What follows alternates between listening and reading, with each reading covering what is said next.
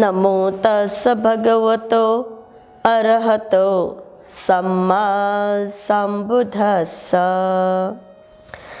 खुद्दा वितक्का सुखमा वितक्का अनुगता मनसो उपिलावा एते अविथा मनसो वितक्के हुरा हुरं धावति भंत चित्तो एते च विथा मनसो वितक्के आतापियो संवरति सतीमा अनुगते मनसो उपिलापे अशेष मेते पजहासि बुद्धो। अर्थात मनमा अनेक साना र सूक्ष्म वितर्क उठिरहन्छन्।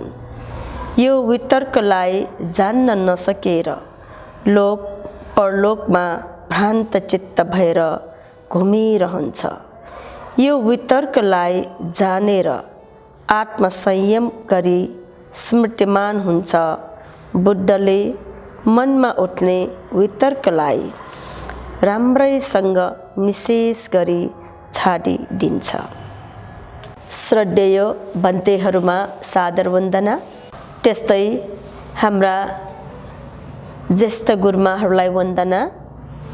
आजको धर्मदेशनाको लागि आउनुभएका सम्पूर्ण तपाईहरूलाई मङ्गल मैत्री कामना छ।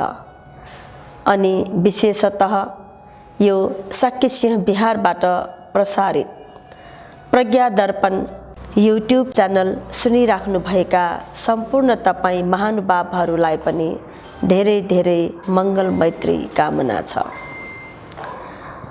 भर्खर मैले जुन यो श्लोक यो उद्गार मैले चाहिँ भने, यो उद्गार भगवान बुद्धले मेघीय स्थविरको कारणमा भन्नुभएको थियो।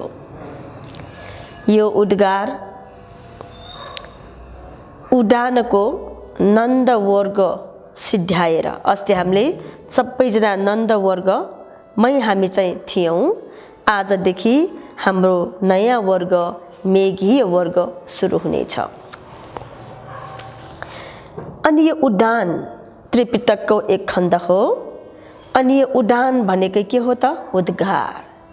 अनि उद्गार भनेको के? जब हामी हर्षित हुन्छौँ, जब हाम्रो मन एकदमै हलुका हुन्छ, प्रफुल्लित हुन्छ, प्रसन्न हुन्छ, त्यो बेला हाम्रो मनमा आउने भावहरू, त्यो बेला हाम्रो मनमा आउने जुन खुसियालीहरू हो, तिनीहरूलाई छन्दबद्ध रूपमा श्लोकको रूपमा भन्ने जुन गाथा छ, त्यसलाई नै हामी उद्गार वा उडान भन्छौँ। अब घटना के हो त? हामी सुनौँ। यहाँहरूले धेरै सुन्नु भएको छ होला कि भगवान बुद्धको सेवक को हुनुहुन्छ? हामी सबैलाई थाहा छ भगवान बुद्धको सेवक को हुनुहुन्छ, जो अत्यन्तै स्मृतिवान हुनुहुन्छ, जसले सारा त्रिपिटकलाई याद गरिराख्नु भएको थियो, जसको पहिलो संगायनमा महत्त्वपूर्ण भूमिका रहेको थियो। वहाँ स्मृतिमान धर्मको भन्दा अगाडि सेवक हुनुहुन्थ्यो को रे? भिक्षु आनन्द है। तर भिक्षु आनन्द सेवक हुनुभन्दा अगाडि को थियो त? भिक्षु आनन्द सेवक हुनुभन्दा अगाडि धेरै धेरै अरू भिक्षुहरू तथागत बुद्धको सेवक बन्नु भएको थियो। त्यसरी सेवक बन्ने क्रममा मेघीय स्थविर पनि एकपटक सेवक बन्नु भएको थियो। अनि मेघीय स्थविर आफू सेवक भइरहँदा, सेवक भनेको अहिलेको हिसाबमा भन्ने हो भने पिए हैन, प्राइभेट असिस्टेन्ट भनेको भयो। जस्तो तपाईहरूले यो हाम्रो अफिस, ठुलो ठुलो अफिसहरूमा हाकिमहरूको सम्पूर्ण काम हैन ठिक्क पारिदिने, अनि चाहिँ पेपर्सहरू तयार पारिदिने हैन, मिटिङहरू चाहिँ सबै मिलाइदिने न टाइम सबै चाहिँ मिलाइदिने को हुन्छ पिए हुन्छ नि त हो त्यस्तै हो न अनि त्यो बेलामा पनि भगवान बुद्धको यो भिक्षु मेघीय सेवकको रूपमा काम गरिराख्नु भएको थियो। एकपटक भगवान बुद्ध चालिका नगरमा बसिराख्नु भएको थियो। त्यसबेला चालिकाको जुन चालिक भन्ने चाहिँ गाउँ छ त्यही गाउँमा उहाँ बसिराख्नु हुँदा यो मेघीय स्थविर भिक्षाटनको लागि उहाँलाई जन्टुग्राममा जाने इच्छा गर्नुभयो। उहाँले भगवानको वचनले नै चालिक गाउँको नजिकमा रहेको जन्टुग्राममा भिक्षाटनको लागि जानुभयो। अनि त्यो जन्टुग्राममा भिक्षाटनको लागि जानुहुँदा वहाँ भिक्षाटनको क्रममा एकदम सफा आनन्द सुनसानको आँपको बगैँचा देख्नुभयो रे। अनि त्यो आँपको बगैँचामा यति सुनसान थियो, यति आनन्द थियो, यति शान्त वातावरण थियो कि त्यो वातावरणले वहाँ मेघीय स्थविरको मन एकदमै आकर्षित भयो। अनि उहाँलाई ओहो कस्तो आनन्दको ठाउँ यो, कस्तो सुनसानको ठाउँ यो, ओहो यस्तो ठाउँमा ध्यान बस्न पाएँ भने छिट्टै समाधि हुन्छ होला, छिट्टै एकाग्र हुन्छ होला अनि एकाग्र चित्तले ध्यान गरेमा निकै राम्रो हुन्छ। आफ्ना मनका विकृति मनका क्लेशहरूलाई पनि दूर दूर गर्न सकिन्छ भनेर उहाँलाई लाग्यो। त्यसपछि उहाँले चाहिँ भिक्षाटनबाट फर्केर आफ्नो भिक्षाटनपछि उहाँले चाहिँ भगवान बुद्धलाई प्रार्थना गर्नुभयो कि भगवान म जन्टुग्रामको नजिकमा रहेको किमिकाला नदीको छेउमा एउटा आम्र बगैँचा छ। त्यो आम्र बगैँचा आँपको बगैँचा यति सुनसान छ, यति आनन्दित छ कि म त्यहाँ दिवा ध्यानको लागि म जाउँ भन्थे म जान्छ है भगवान भनेर सोध्नुभयो। यसबेला भगवान बुद्धले मेघियो यहाँ कोही एकजना अर्को पिछु आओस् अनि तिमी जाँदा हुन्छ भन्नुभयो। तर मेघियो स्थविर यति हतारमा हुनुहुन्थ्यो। उहाँले दोस्रो पटक पनि भगवान म जन्टुग्रामको नजिकै रहेको त्यो किमिकाला नजिकको छेउको आम्र वनमा त्यो आँप बगैँचामा म ध्यानको लागि जान्छु। भगवान हेर्नुस् तपाईँ त निक्लेशी हुनुहुन्छ, तपाईँले आफ्नो जुन गर्नुपर्ने कार्य हो त्यो सिधाइसक्नु भएको छ, तर मेरो त त्यो कर्म सबै बाँकी छन् भगवान, तसर्थ म जान्छु भनेर फेरि दोस्रो पटक पनि भन्नुभयो रे। दोस्रो पटक पनि भगवानले यहाँ कोही अर्को भिक्षु आओस् अनि तिमी जाँदा हुन्छ। तर मेघीय स्थविर मान्नुभयो त? मान्नु भएन रे। उहाँले फेरि भन्नुभयो रे भगवान तपाईँको त गर्नुपर्ने काम हैन गरिसक्नु भएको छ, तर मेरो त सबै काम बाँकी छ भगवान म जान्छु। कति पटक भन्नुभयो रे? 3 पटक। यसरी 3 पटकसम्म मेघीय स्थविरले यसरी भन्नुहुँदा अनि भगवानलाई के लाग्यो त? अब बार बार यसलाई चाहिँ छ नि नगर्नु नजानु भन्दा उचित होला कि नहोला नि है। त्यसैले भगवान बुद्धले जहिले पनि 3 पटक मात्र भन्नुहुन्छ, त्यो भन्दा बेसी भन्नुहुन्न है। तसर्थ भगवानले के भन्नुभयो भनेदेखि जे उचित लाग्छ तिमीलाई त्यही गर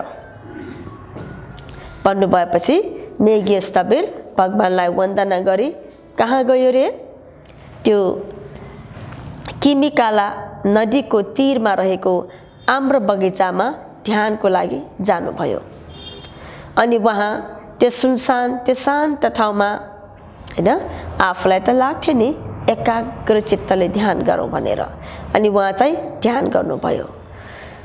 जब ध्यान गर्दै जाँदा वहाँमा मनमा यति वितर्क उठ्यो रे हैन, एक्टिभ वितर्क उठ्यो, विभिन्न वितर्कहरू उहाँको मनमा उठ्यो। के हुन् त ती उहाँको मनमा उठिएका वितर्क भनेदेखि उहाँको मनमा काम वितर्क उठ्यो रे, अनि त्यसपछि व्यापार वितर्क उठ्यो रे, अनि विहिंसा वितर्क उठ्यो रे।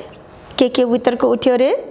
काम वितर्क, व्यापार वितर्क, विहिंसा वितर्क उठ्यो रे है।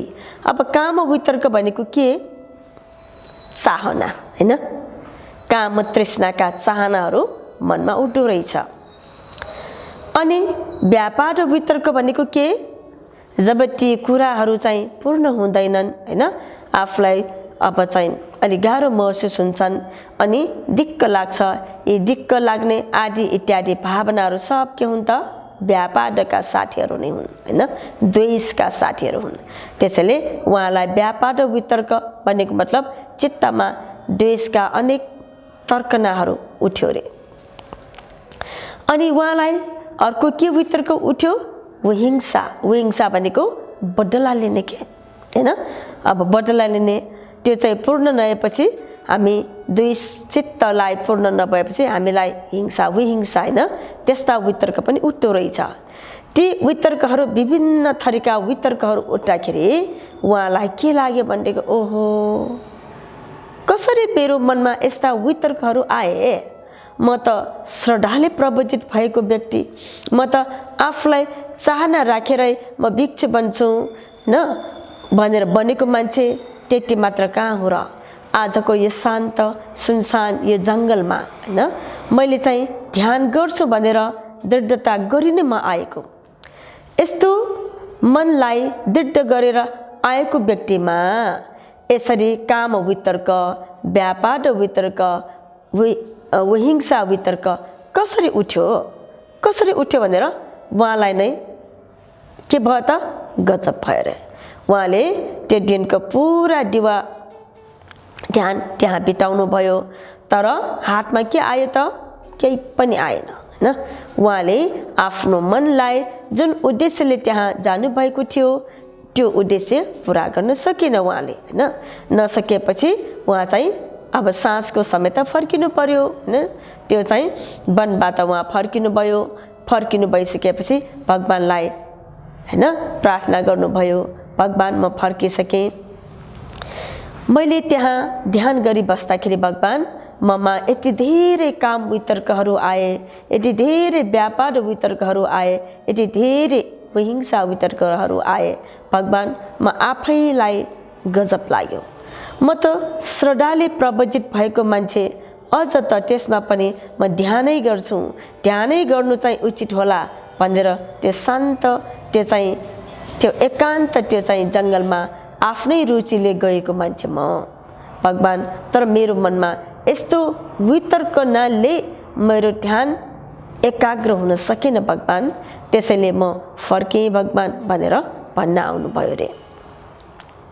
त्यसपछि भगवानले के भन्नुभयो त भनेदेखि हैन, तिम्रो जुन त्यो कोसिस हैन त्यसलाई त राम्रै छ, तर पनि जो व्यक्तिहरू शून्यागारमा सुनसान ठाउँमा एकान्त ठाउँमा ध्यान बस्न जाँदा यी 5 कुरालाई एकदमै दृढतापूर्वक अभ्यास गरिसकेपछि मात्र त्यस्तो चाहिँ एक्लै ध्यान बस्न जानु उचित हुन्छ। जबसम्म यी 5 गुणहरू, जबसम्म यी 5 कुराहरूलाई आफूमा सम्पादन गर्न सकिन्न तबसम्म के त एक्लै ध्यान बस्न जानु उचित छैन भनेर भन्नुभयो रे। तसर्थ यी 5 कुरालाई तिमीले एकदमै अभ्यास गरेर जानुपर्छ। ती 5 कुरा भनेको के हुन् त? तपाईले पनि अनुमान गरिदिनुस् है त। के हुन् त भनेदेखि 1 नम्बरमा भगवानले भन्नुभयो, जो व्यक्ति आफू एक्लै ध्यान कुनै सुनसान ठाउँमा अभ्यास गर्न जान्छु भनेर विचार गर्छ, त्यो व्यक्ति यसरी जानुभन्दा अगाडि ऊ चाहिँ कल्याण मित्र कहाँ गएर हैन प्रसन्नपूर्वक के त धर्म सम्बन्धी कुराहरू एकदमै सुनेर अभ्यास गरेको हुनुपर्छ। के होला यो? कल्याण मित्र कहाँ गएर धर्म सम्बन्धी कुरा गर्नुपर्छ हैन। अनि चित्तमा वैराग्य भाव आउनुपर्छ, धर्ममा प्रसन्न हुनुपर्छ। के अनुमान गर्न सक्नुहुन्छ? सायद तपाईहरूले ध्यान केन्द्रहरूमा ध्यान अभ्यासमा गर्न जानु हुँदाखेरि यो उपदेशमा पक्कै पनि आएको छ हैन। ध्यानका विघ्न बाधाहरू छन्। कति छन्? कति प्रकारका छन्? 5 प्रकारका छन्। ध्यानका विघ्न बाधाहरूलाई हटाउनको लागि हामीमा पनि के त हामीमा के हुनुपर्छ? हाम्रा कल्याण मित्रहरू पनि 5 प्रकारका छन्। ती कल्याण मित्र 5 प्रकारकालाई आफूमा के गर्नुपर्छ त? विकास गर्नुपर्ने हुन्छ। त्यसमध्ये पहिलो कल्याण मित्र को त? श्रद्धा। पहिलो कल्याण मित्र को हो त? श्रद्धा है। भगवान बुद्धले भन्नुभएको कुरा के त भनेदेखि यो श्रद्धा भन्ने चिज मनको प्रसन्नता हो हैन। केमा प्रसन्न हुने? धर्ममा प्रसन्न हुनलाई के कल्याण मित्र रूपी त्यो श्रद्धा चाहिन्छ कि चाहिँदैन? चाहिन्छ नि। जबसम्म हामीमा श्रद्धा हुँदैन तबसम्म हाम्रो मनमा दृढता हुँदैन हैन। प्रबल श्रद्धा आउनुपर्छ। तसर्थ 5 कल्याण मित्रहरूमा यो श्रद्धालाई बल भनेर भन्न पनि सकिन्छ। श्रद्धा बल हैन। 5 बल एकदम बल हैन। बल हुनुपर्छ हामीमा। कसको बल? श्रद्धा बल। अनि त्यो श्रद्धा बल प्रवेग भएमा के हुन्छ त? ध्यान पूर्ण हुन्छ। जुनसुकै गरेको कार्य पनि सिद्ध हुन्छ। जस्तो उदाहरणको लागि तपाईहरूले सुन्नु भएको छ चुल सुभद्राको घटना हैन। चुल सुभद्रा अनाथपिण्डिक साउको छोरी। अनि अनाथपिण्डिक साउले आफ्नो छोरी चुल सुभद्रालाई आफ्नो जस्तै धर्म मान्नेहरूका होइन, विपरीत धर्म मान्नेहरूका दिएर पठाएको थियो विवाह गरेर। अनि त्यो ठाउँमा बस्दा चुल सुभद्राका जुन श्रीमान सासू ससुराका धर्मगुरुहरू देख्दा उहाँलाई के भएको थियो? अप्ठ्यारो लागेको थियो। किन त? उहाँहरूका धर्मगुरुहरू नग्न बाबाजी थिए, अर्थात् आजीवकहरू थिए हैन। अनि त्यस्तो देखेपछि चुल सुभद्राले यस्ता नग्न वेशधारी सन्यासीहरू धर्मको गुरु हुनु सक्दैनन्, मेरो श्रद्धा छैन भनेको थियो हैन।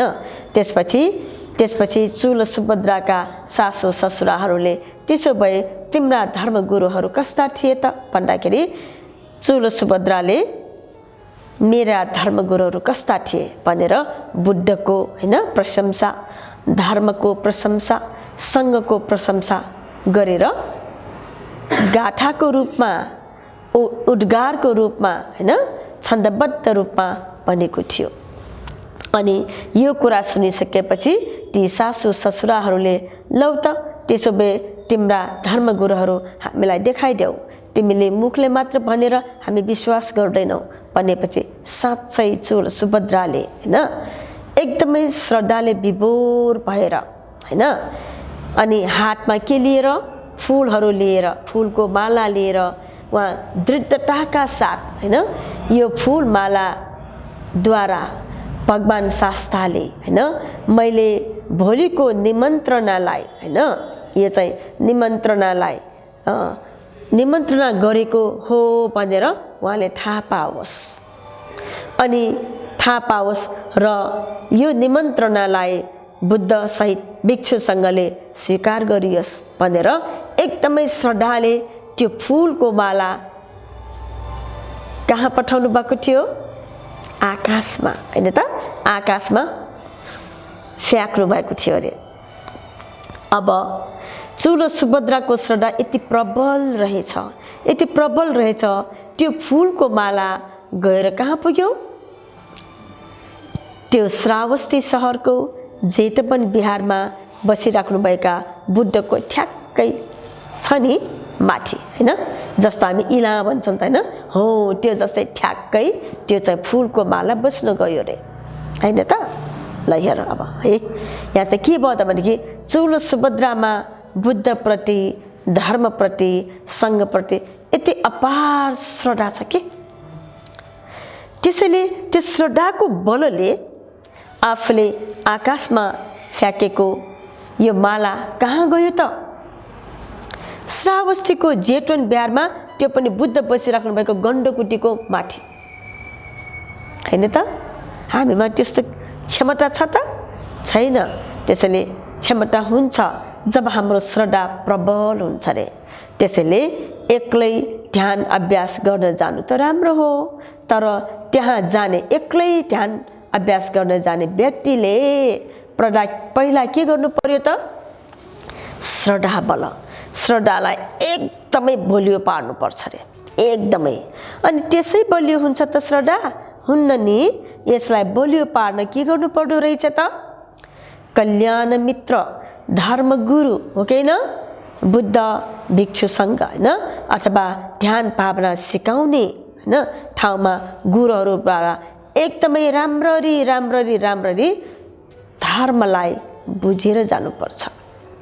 यो भयो पहिलो हैन। अनि दोस्रो के गर्नुपर्छ त भनेदेखि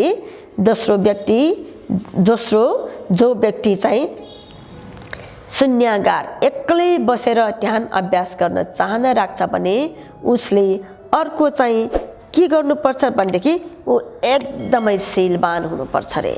सानो से सानो शील पनि उसले बिगार्नु हुन्न रे। एकदमै त्यो शीललाई बिग्रिएला भनेर एकदमै होशियार हुनुपर्छ रे। जसरी कि चमरी गाईले हैन, चमरी गाईले आफ्नो प्वाखलाई के गर्छ त?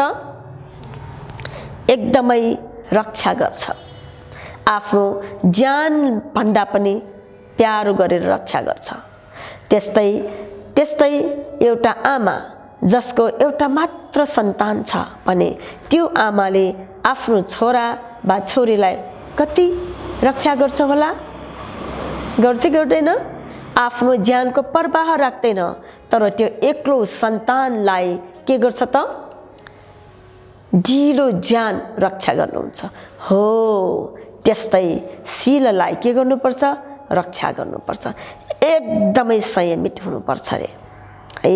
तपाईहरूले यो कुरा पनि सुनिसक्नु भएको थियो कि एक समय एउटा भिक्षु भगवान बुद्धबाट विपश्यना चाहिँ सिकेर जङ्गलमा अभ्यास गर्न जाँदा बिरामी हुनुभएको थियो। अनि बिरामी हुँदा उहाँ यति बिरामी भयो, उहाँ चाहिँ उठ्नै सक्नु भएन। अब उठ्नै नसक्ने मान्छे जङ्गलमा कसैले खुवाउन त ल्याउँदैन। त्यसैले उहाँले 7 दिन त भोकै बस्नुभयो। अब 7 दिन नखाएपछि उहाँको शरीर एकदमै दुर्बल भयो। त्यसपछि यो चाहिँ अलिकति आफूलाई रोग कम भएको महसुस गरेर उहाँ चाहिँ अब म चाहिँ गाउँको लागि भिक्षाटनमा जानु पर्ला, होइन भने मेरो शरीर रहन्न भनेर उहाँ जानुभएको थियो रे। अनि यसरी जाँदा जाँदा एउटा आँपको बगैँचामा पुगिसकेपछि उहाँलाई हिँड्ने आँटै आएन। अनि त्यही आँपको तल उहाँ चाहिँ बस्नुभयो। अनि उहाँ बस्नु हुँदाखेरि अनि त्यो उहाँको शरीरले ठोकेर हो कि अनि त्यो आँप के भयो त? झर्यो रे हैन, पाकेका आँपहरू झर्यो। अनि उहाँलाई के भयो त? म यति दुर्बल छु, मलाई एकदम भोक लागेको छ, के म एउटा दुईटा आँप खाऊँ भनेर हाटै गइसकेको थियो रे। तर गएको हाटलाई पनि उहाँले के गर्नुभयो? रोक्नुभयो रे। किन रोक्नुभयो त? ओहो, यो आँप त कसैले रोपिराखेको आँप, किनभने बगैँचाको आँप। अब यसरी कसैले रोपिराखेको यो आँप हैन, मैले त्यो चाहिँ व्यक्तिको मालिकको स्वीकृति बिना मैले चाहिँ खाएँ भने के हुन्छ? पञ्चशील कुन बिग्रियो? अदिना दाना हैन, मैले चाहिँ नसोधिकन लिएको हुन्छ। अनि शील बिग्रिएन त? बिग्रियो नि। यसैले सिल बिगार्न त मिल्दैन, बरु म यो भोकले यो चाहिँ शिथिल शरीरले म मरोस् नै, तर म सिल बिगार्दिनँ भनेर गइसकेको हात नै उहाँ रोक्नुभयो अनि उहाँ त्यही मूर्छित हुनुभयो रे, होइन त? हो कि होइन? त्यसपछि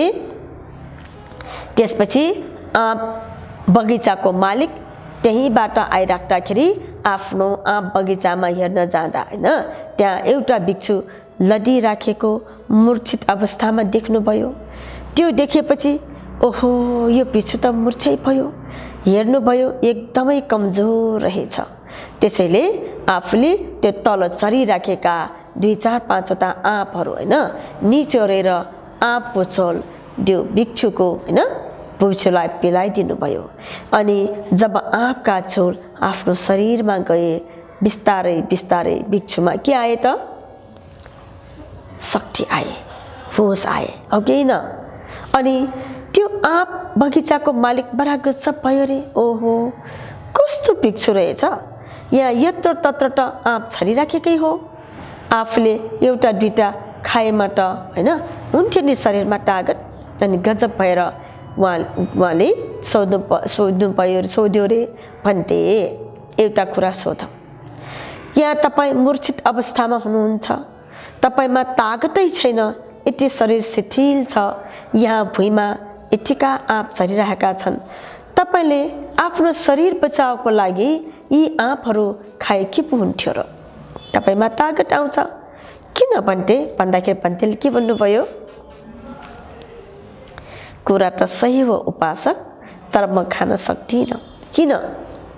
यदि मैले ती आँप त कसैले रक्षा गरिराखेको आँप हो, ती आँप मैले खाएँ भने नसोधिकन खाएको भयो, यो अदिना दाना हो, यो चोरी गरेर लिएको हो। त्यसैले म आफ्नो शरीरलाई होइन त्यो आँप खाएर आफ्नो सिल भङ्ग गर्न सक्दिनँ। म बरु मेरो शरीर के होस्, मेरो शरीर जाओस्, तर मलाई मेरो शरीर भन्दा प्यारो लाग्छ के? सिल न। त्यसैले उपासक, मैले आफ्नो सिल रक्षाको लागि बरु शरीर होइन सिल नै ठुलो छ, त्यसैले म गर्न सक्दिनँ, मैले त्यसैले गरिनँ भनेर भन्तेले भन्नुभयो रे। अब त्यो उपासकको मन के भयो होला? यदि त्यस अवस्थामा तपाईँ बस्नु भएको भए पनि तपाईँलाई पनि के हुन्छ होला? ओहो, उहाँ भन्थे कस्तो सिलवान भन्थे, हो कि होइन? त्यस्तो लाग्छ कि लाग्दैन? लाग्छ नि है। त्यसैले त्यस उपासकलाई ओहो तपाईँ जस्तो महान भन्तेलाई मेरो कोटि कोटि प्रणाम छ। भन्ते तपाईँ मेरो शरीरमा चढ्नुहोस्, तपाईँ पिछ्यातन जानु पर्दैन होइन। जाउँ, म तपाईँको जुन चाहिँ त्यहाँ ध्यान गरिराखेको त्यो गुफा छ, म त्यहाँसम्म तपाईँलाई पुर्याइदिन्छु। अनि तपाईँलाई आजदेखि म के गर्छु, जबसम्म तपाईँको शरीर बलियो हुन्न तबसम्म म भोजन तपाईँकै गुफामा ल्याइदिन्छु भनेर भन्तेलाई आफ्नो होइन आफ्नो चाहिँ काँधमा होइन आफ्नो पछाडि बोकेर होइन लग्यो रे। हेर्नुहोस् त, हो कि होइन? अनि भन्तेलाई पनि के भयो? ओहो, आफू चाहिँ उपासकको शरीरमा होइन जाँदा जाँदै उहाँलाई के भयो त भनेदेखि ओहो, साँच्चै यो उपासक मेरो को र? न मेरो आमा हो, न मेरो बुबा हो, न मेरो छोरा हो, न मेरो भाइ हो, कोही पनि होइन। हेर्नु त, यो उपासक जो कि मेरो कोही पनि होइन, चिनेको पनि होइन, त्यो जस्तो व्यक्तिले आफ्नो शरीरमा मलाई बोक्दै लाँदैछ। केले गर्दाखेरि? केले? सिलले। ओहो, यो सिल साँच्चै महान छ, यो सिल साँच्चै महान छ सिल। त्यसैले सिललाई म अझ दृढताका साथ म चाहिँ पालना गर्छु।